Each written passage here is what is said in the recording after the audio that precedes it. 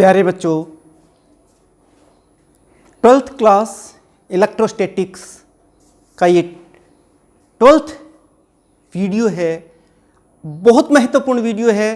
जैसा कि मैंने पिछले वीडियो में आपको बताया था, पिछले वीडियो में यानी 11th वीडियो में हमने गॉस लॉ क्या होता है उसकी स्टेटमेंट और उसको प्रूव किया था। इस वीडियो में हम गॉस लॉ की एप्लीकेशंस करेंगे बेटे। बहुत सी एप्लीकेशंस हैं गॉस लॉ से संबंधित और बहुत से क्वेश्चंस बनते हैं आपके कॉम्पिटिटिव एग्ज़ाम्स के लिए भी और आपके बोर्ड एग्ज़ाम्स के लिए। लेकिन इस वीडियो को आप अंत तक पूरा ज़रूर देखना। अगर इस वीडियो को पूरा देखा तो मैं दावे से कहता हूँ कि आपको सारी की सारी एप्लीकेशंस जो हैं वो आसानी से आ जाएंगी। कुछ नहीं, 4 बातें हैं जो हर एप्लीकेशन के ऊपर इसमें आपसे पूछेंगे। Electric field intensity due to a charged line at any point निकालिए। Electric field intensity due to a charge surface using Gauss law at any point निकालिए। Electric field intensity due to a spherical shell या फिर electric field intensity due to a charge sphere using Gauss law. ये तमाम applications हैं। कहने को ये ज़्यादा हैं लेकिन सभी में 4 स्टेप्स ही होते हैं। उन स्टेप्स को मैं आपको एक्सप्लेन करने जा रहा हूँ। आप ध्यान से इस चीज़ को सुनिएगा और ध्यान से देखिए। आज हम करने जा रहे हैं applications of Gauss law.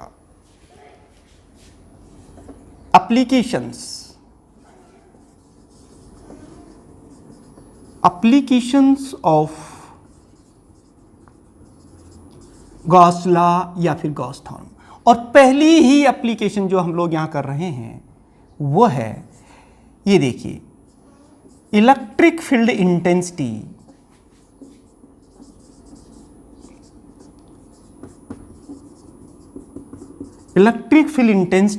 Due to a charged line. ये है हमारी पहली application at any point using Gauss law. Gauss law को यूज करके चार्ज लाइन की वजह से इलेक्ट्रिक फील्ड इंटेंसिटी निकालनी है। फिर दूसरी एप्लीकेशन में वो क्या कह देंगे, electric field intensity due to a charge surface या चार्ज शीट। तीसरी electric field intensity due to a spherical shell या फिर electric field intensity due to a charge sphere. बेटे कोई प्रॉब्लम नहीं, कोई भी एप्लीकेशन हो, आपको करना क्या है, मैं पहले आपको हटके 4 पॉइंट बता देता हूं। ये 4 पॉइंट याद रख लेना। सबसे पहले वो कंसीडर कर लेना चीज, वो ऑब्जेक्ट जिसकी वजह से इलेक्ट्रिक फील्ड इंटेंसिटी निकालनी है। फिर वो पॉइंट जहां वो कह रहा है वो पॉइंट कंसीडर कर लीजिए।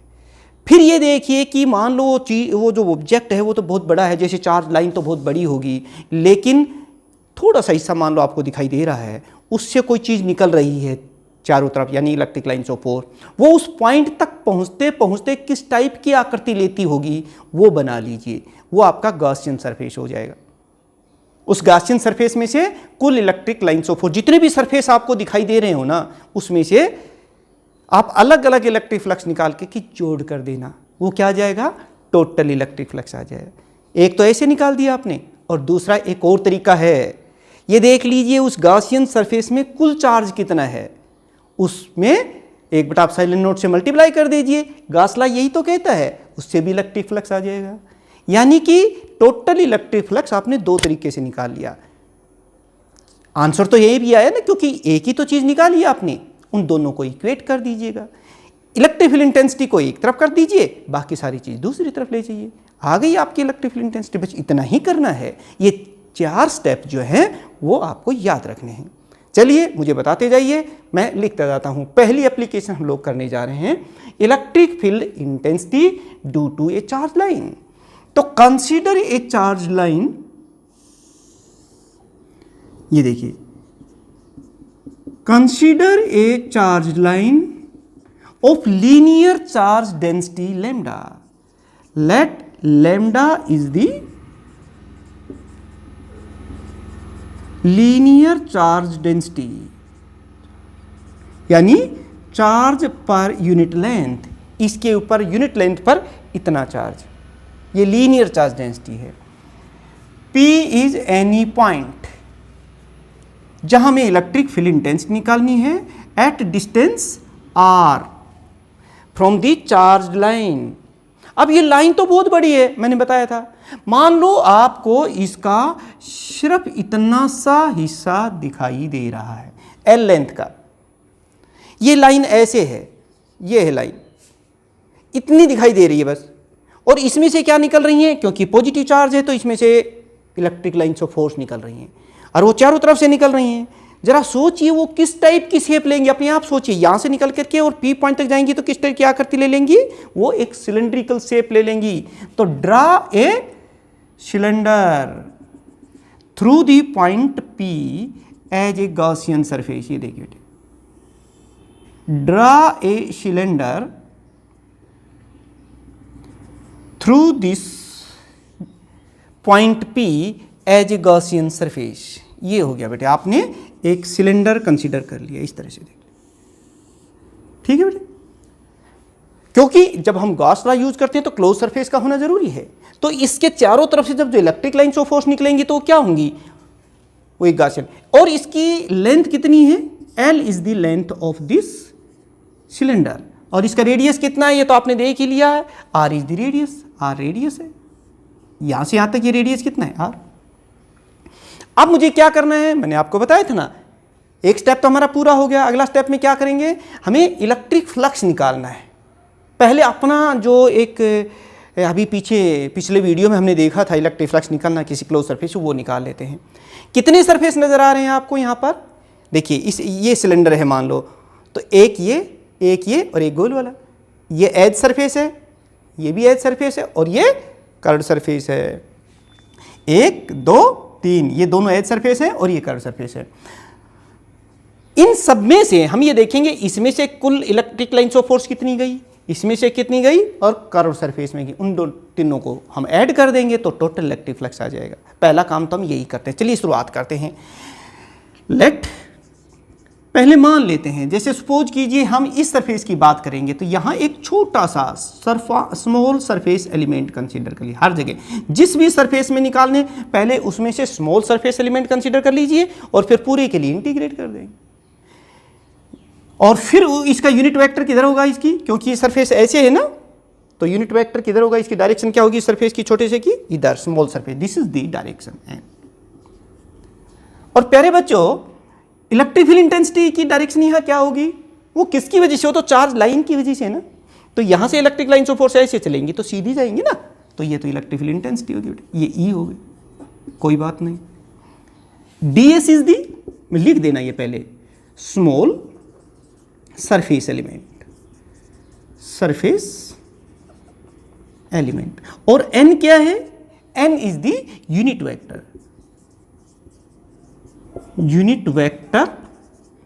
इन परपेंडिकुलर टू ds डायरेक्शन। और E क्या है यहां पर बेटे, ये हर एक में ध्यान रखना, E is the electric field intensity, electric field intensity, ये हो गई। अच्छा, मान लो इस सरफेस की मैं बात करूं, इधर वाले सरफेस, ये भी एज सरफेस है, तो यहां पर स्मॉल सरफेस एलिमेंट ले लेंगे, ये वही बात है। तो इस पर यूनिट वेक्टर किधर होगा, इधर ही होगा। और इंटेंसिटी की डायरेक्शन किधर होगी, यहां पर भी, वो भी तो इस चार्ज लाइन की वजह से होगी, वो ये होगी। अच्छा, और यहां पर अगर मैं इस कर्व्ड सरफेस की बात करूं, हाँ ये गोल वाला जो सरफेस है ये, तो इस पर यहां पर भी आप एक स्मॉल सरफेस एलिमेंट ले लीजिए, और यूनिट वेक्टर किधर होगा, इसमें ये होगा। और इलेक्ट्रिक फील्ड इंटेंसिटी की डायरेक्शन किधर होगी बेटे, ये भी इधर होगी। अब हमारी काम तैयार हो गया है। हम क्या चाहते हैं, पहले इन एज सरफेसेस की वजह से इलेक्ट्रिक फ्लक्स निकाल लेंगे, फिर कर्व्ड सरफेस की वजह से निकाल लेंगे, फिर टोटल जोड़ देंगे, हमारे पास टोटल इलेक्ट्रिक फ्लक्स आ जाएगा। बस इतना ही तो हमें देखना। चलिए देखते हैं। 4 मैं सबसे पहले कर रहा हूं, 4 एज सरफेस की बात कर लेते हैं। एज दोनों ही सरफेस, क्योंकि दोनों एक जैसे हैं।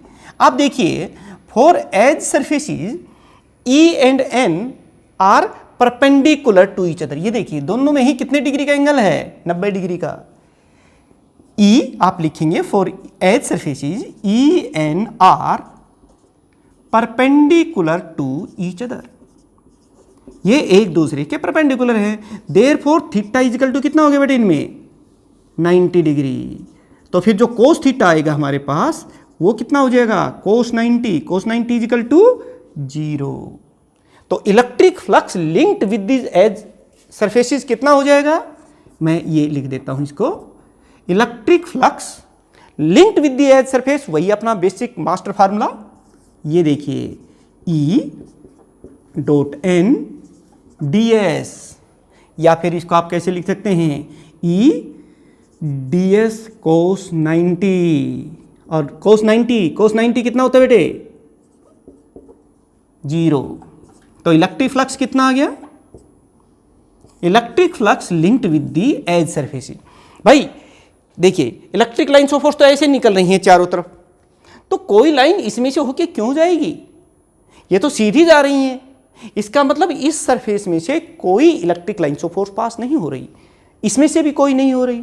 सो contribution of these edge surfaces towards electric flux is 0। अब हम ये देखते हैं कर्व्ड सरफेसेस का, ये जो कर्व्ड सरफेस है इसकी हम बात कर लेते हैं। फोर कर्व्ड सरफेसेस, ये पहला स्टेप था हमारा। मैं अब बात करता हूं कर्व्ड सरफेसेस की। For curved surfaces. अब कर्व्ड सरफेस के मामले में देखिए ई भी और एन भी both are in same direction. आप लिख लेंगे यहां पर कि for curved surfaces E and N are in same direction,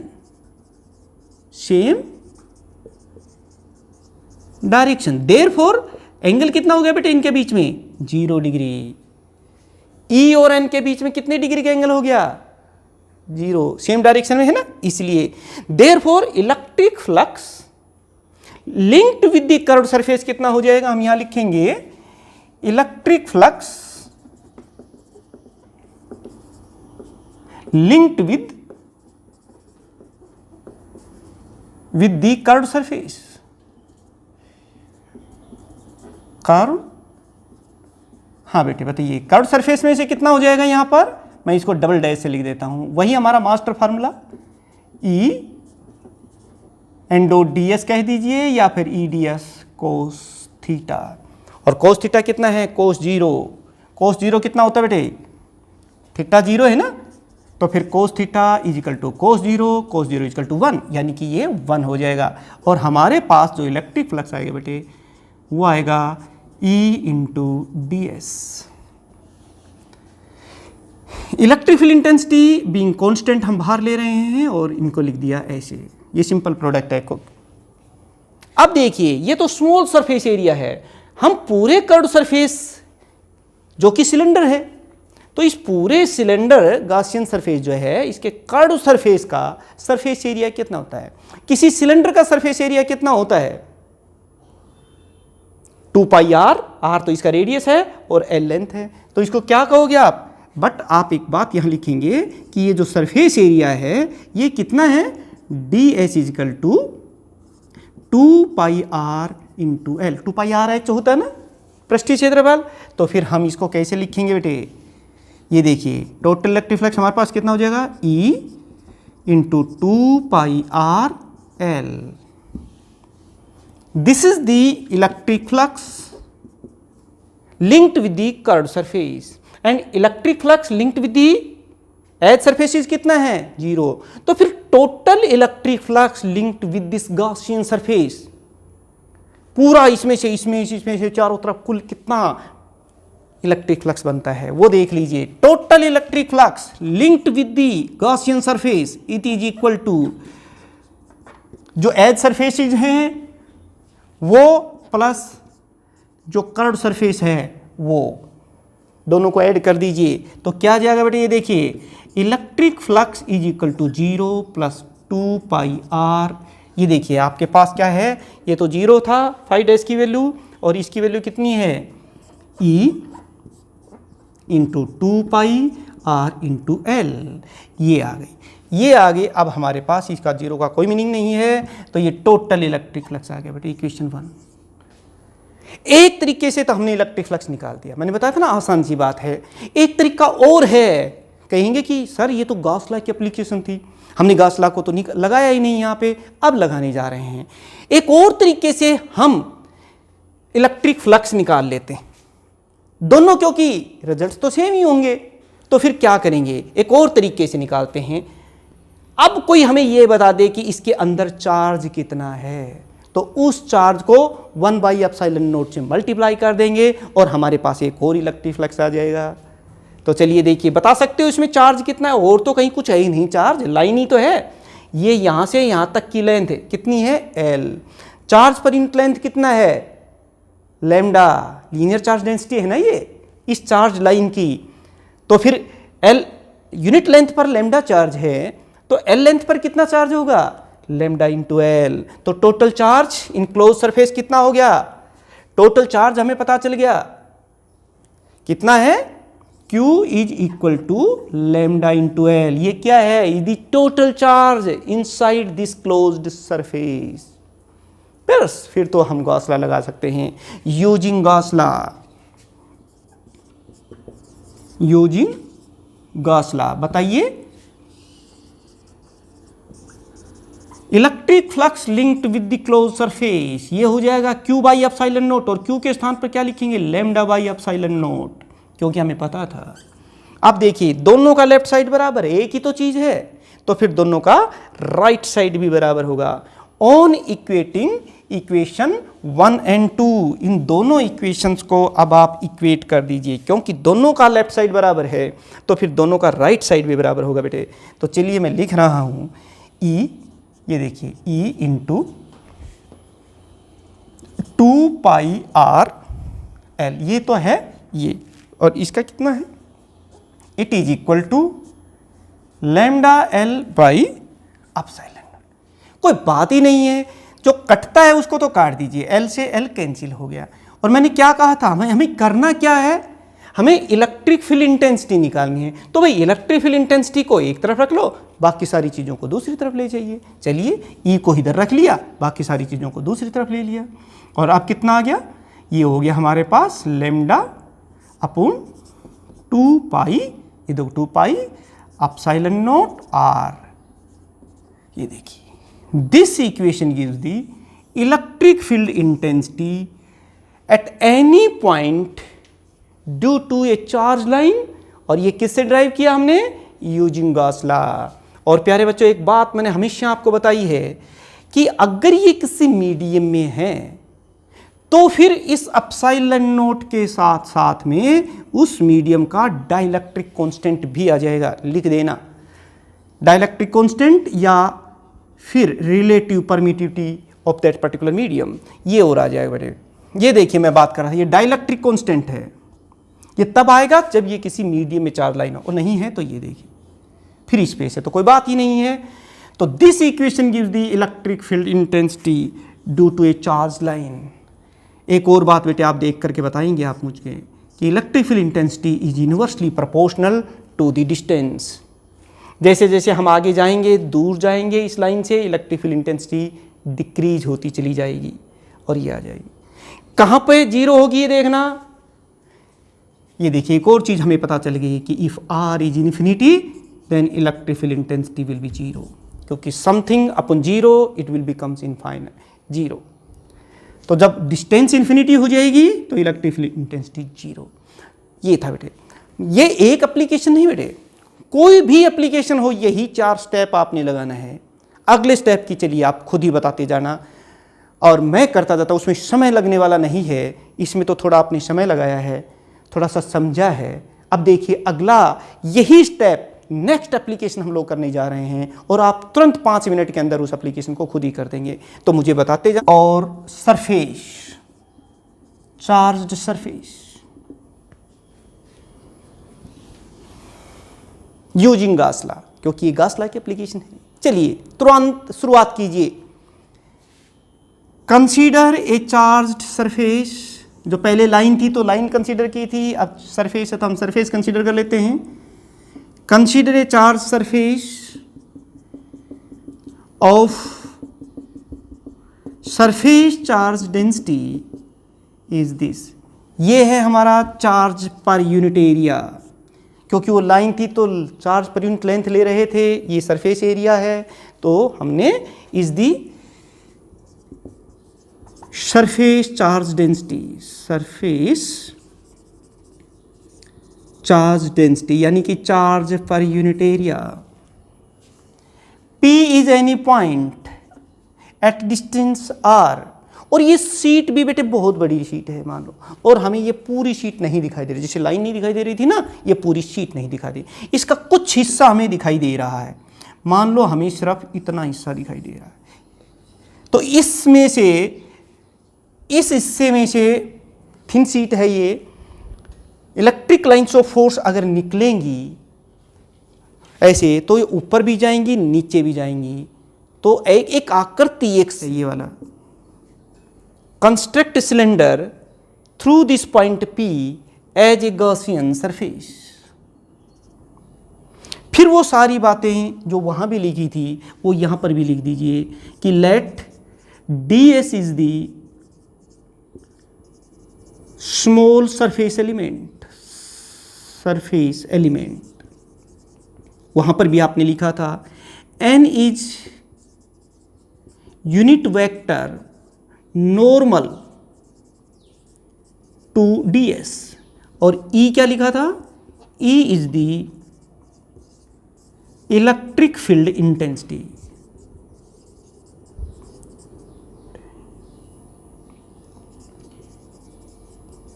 ये लिख दिया बेटे, ये सारी।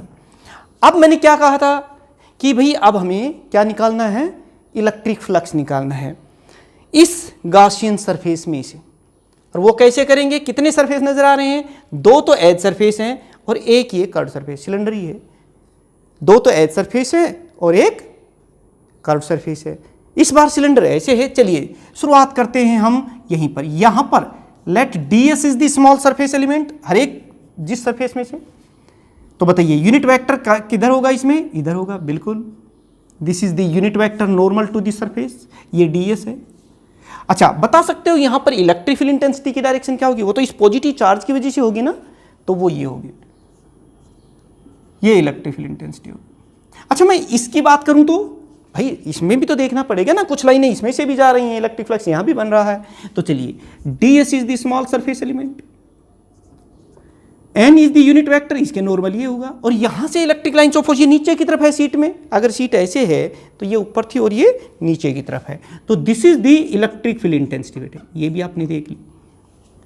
और फिर कर्व्ड सरफेस की जब बात आएगी तो यहां भी हम मान लेते हैं ये हमने एक स्मॉल सरफेस एलिमेंट ले लिया बेटे, unit vector n is the unit vector normal to it, और इलेक्ट्रिक फील्ड इंटेंसिटी की डायरेक्शन क्या हो जाएगी, ये हो जाएगी, क्योंकि इंटेंसिटी तो ऊपर की तरफ ही होगी ना, कर्व सरफेस तो एक ही है। तो हर एक के लिए अब हम ये सारी चीज कर लेते हैं। तो चलिए हमने एक जो स्टेप था हमने वो पूरा कर लिया है, हमने शीट कंसीडर की, फिर पॉइंट कंसीडर, फिर गॉसियन सरफेस बनाया, फिर देख लिए कि भाई उसमें से जितने सरफेस हैं उन पर हमने ये अपनी पोजीशन बना ली इलेक्ट्रिक फ्लक्स निकालने के लिए। चलिए अब हम देखते हैं, पहले कर्व सरफेस की ही बात कर लेते हैं। देखिए सबसे पहले इलेक्ट्रिक फ्लक्स निकालना हमें for curved surface. Curved surface के लिए ये देखिए, कर्व्ड सरफेस ये है, इसमें E और N क्या है बेटे, E and N are perpendicular to each other. आप क्या लिखेंगे, as E and N are perpendicular to each other, therefore theta कितना हो जाएगा इन दोनों के बीच में, 90, और फिर कोस थीटा कितना हो जाएगा, कोस 90 0। तो electric flux linked with the curved surface, पहले कर्व्ड सरफेस का निकाल लेते हैं, electric flux linked with the curved surface, ये कितना हो जाएगा, ये देखिए बेटे अपने पास वही master formula E dot ds या फिर E ds कोस थीटा, इसको खोलेंगे तो कितना हो जाएगा बेटे, ये देखिए E ds कोस 90, कोस 90 कितना होता है 0, तो टोटल इलेक्ट्रिक फ्लक्स कितना हो जाएगा 0, क्योंकि इस 90 की वजह से टोटली 0 हो गया। तो ये देखिए this is the electric flux linked with the curved surface. और वैसे भी देखो बेटे शीट में, ये शीट ऐसे है तो लाइनें तो सीधी निकलेंगी ना, इसमें से ऐसे मुड़ के कर्व्ड सरफेस से क्यों जाएंगी? इसका मतलब मैं ये कहना चाहता हूं कि इस कर्व्ड सरफेस में से कोई भी electric lines of force pass नहीं हो रही है। इसका मतलब इलेक्ट्रिक फ्लक्स जो है कर्व्ड सरफेस के लिए जीरो है, यानी contribution of electric flux is zero for this curved surface. चलिए, ये तो हमने कर्व्ड सरफेस की बात कर ली, अब हम एज सरफेस की बात कर लेते हैं। कितना हो जाएगा, ये मैं दूसरी बात कर रहा हूं, फॉर एज सरफेस। इसकी हम बात करें तो ये देखिए, इस एज सरफेस की बात कर लो, E and N are in same direction. यहां पर भी वही है, E and N are in same direction. आप लिख देना यहां पे, for edge surface is E and N are in same direction. Therefore theta कितना हो जाएगा बेटा इनमें, 0 डिग्री। और जब कोस थीटा की जब बात आएगी, कोस 0 और कोस 0 कितना होता है, 1। Therefore electric flux linked with दी, ये कितना हो जाएगा बेटा, ये देखिए वही बात हमारे पास, E ds कोस थीटा, और कोस थीटा कितना है, 1। तो बेटे कितना हो जाएगा जरा बता सकते हो आप? यहां पर E हम बाहर लेते हैं बीइंग कांस्टेंट, और ये ds, ये तो स्मॉल सरफेस एलिमेंट था ds, तो हमने इस पूरे के लिए इंटीग्रेट कर दिया, तो टोटल सरफेस बता सकते हो ये कितना है? ये उतना ही तो होगा जितना ये था क्लोज। ये कितना था, s। ये सिलेंडर है, जितना ये है उतना ये है, उतना ही बीच में कोई भी किसी भी क्रॉस सेक्शन में अगर हम सरफेस एरिया देखते हैं तो s ही आएगा ना। तो s ये हो गया और इतना इधर भी है, s इतना, तो कुल कितना हो जाएगा दोनों एज सरफेसिस के लिए? ये हो जाएगा हमारे पास E इंटू 2s। बताइए मैंने 2s क्यों कर दिया? इसको इक्वेशन 1 कह देते हैं, इसको इक्वेशन 2। 2s इसलिए कि एस सरफेस एरिया ये हो जाएगा, s ये हो जाएगा, तो दोनों एज सरफेसिस से जो इलेक्ट्रिक फ्लक्स बनता है वो ये बन गया बेटे, डबल डैश। अब हमने कर्व्ड सरफेस के लिए भी निकाल लिया। हमें क्या करना है, हमें तो टोटल इलेक्ट्रिक फ्लक्स निकालना है ना, पूरे इस गॉसियन सरफेस में से, पूरे सिलेंडर में से। तो हम क्या करेंगे, हम उनको दोनों को ऐड कर देंगे, एज सरफेसिस वालों को और कर्व्ड सरफेसिस के लिए।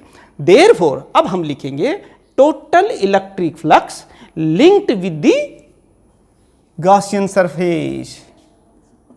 Therefore total electric flux linked with the Gaussian surface. बताओ बेटे कितना हो जाएगा?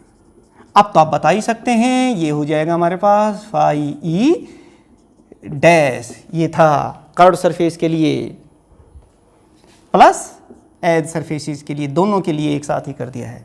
जोड़ दीजिए, इसमें से तो 0 है इक्वेशन 1 से, इक्वेशन 2 से, तो ये हमारे पास कुल कितनी आ गई, E इंटू 2s। ये देखिए एक इक्वेशन नंबर 3 आ गई। लेकिन प्यारे बच्चों, अभी हमारा काम पूरा नहीं हुआ है। टोटल इलेक्ट्रिक फ्लक्स एक तरीके से तो हमने निकाल लिया। अब यूजिंग गॉस लॉ वो भी हम इलेक्ट्रिक फ्लक्स निकाल लेते हैं, क्योंकि तभी हमें तो इलेक्ट्रिक फील्ड इंटेंसिटी निकालनी है ना। तो कोई बात नहीं, बता दीजिए इस पूरी ये जो हमारा सिलेंडर है इसके अंदर कुल चार्ज कितना है, एक बार वो पता चल जाए, फिर तो उसको 1/ε0 से गुना कर देंगे, मल्टीप्लाई कर देंगे, तो गॉस लॉ से हमारे पास इलेक्ट्रिक फ्लक्स ही आ जाएगा। तो चलिए बताइए इसके अंदर, इसमें क्या है, ये देखिए जरा ध्यान से देखना। सिलेंडर ऐसे है, बीच में सीट है, और सीट का कितना एरिया अंदर है, S, और यही इसी पर तो चार्ज है, बस यही तो इस सिलेंडर के अंदर है। ये देखिए अंदर वाला यूनिट एरिया पर इतना चार्ज है, तो S एरिया पर कितना चार्ज होगा, दिस इंटू दिस। तो टोटल चार्ज अब हमें पता चल गया। तो यूजिंग गॉस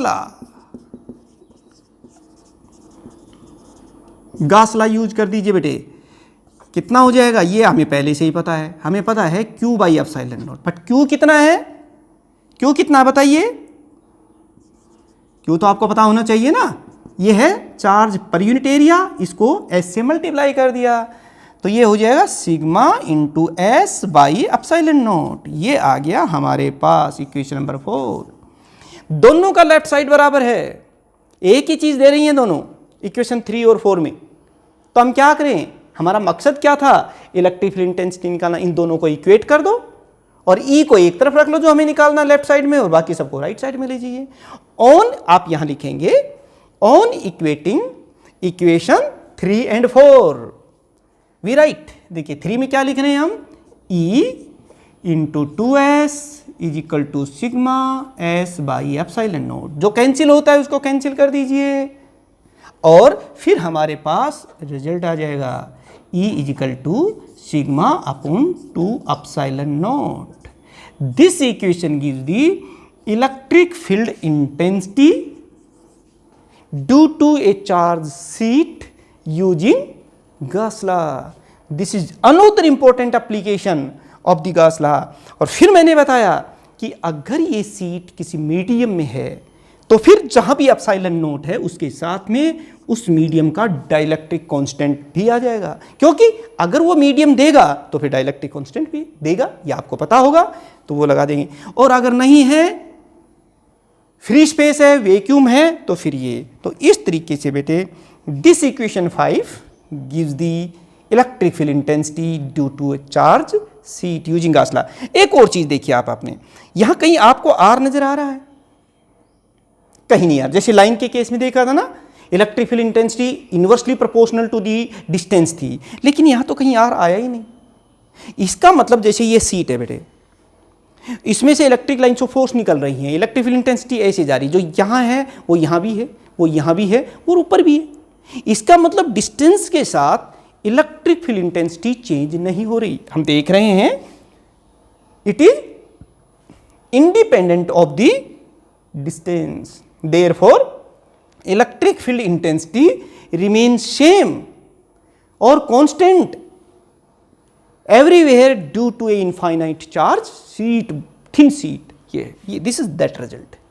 तो प्यारे बच्चों देखिए, कुछ भी नहीं, अगर एक बार मेरे कहने से आप लिख के देख लोगे एक एप्लीकेशन, तो उन्हीं स्टेप्स को आप प्रत्येक एप्लीकेशन के लिए लगा देंगे और आपको बहुत आसानी से आप उसको सही कर दोगे। 4 स्टेप मैं बता रहा हूं, ना सिर्फ आपको थ्योरी के इन क्वेश्चंस के लिए, बल्कि जब न्यूमेरिकल्स करेंगे उसमें भी इन्हीं स्टेप्स को ध्यान में रखना है और आप आसानी से इस चीज को कर दोगे।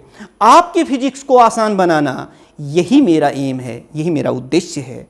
आप जिस फिजिक्स को आपको बोर लगती है, यही फिजिक्स सब्जेक्ट आपका फेवरेबल सब्जेक्ट बन जाएगा, मोस्ट स्कोरिंग सब्जेक्ट बन जाएगा, और यही एम हम लेके चल रहे हैं। बस अंतर आपको तो सिर्फ इतना करना है बेटे, क्योंकि मेरा मोटिव भी तो तभी होगा ना जब मुझे कोई सुन रहा हो, मुझे देख रहा हो, ज़्यादा बच्चे देख रहे हों, तो ज़्यादा अंदर से एक ऊर्जा मिलती है।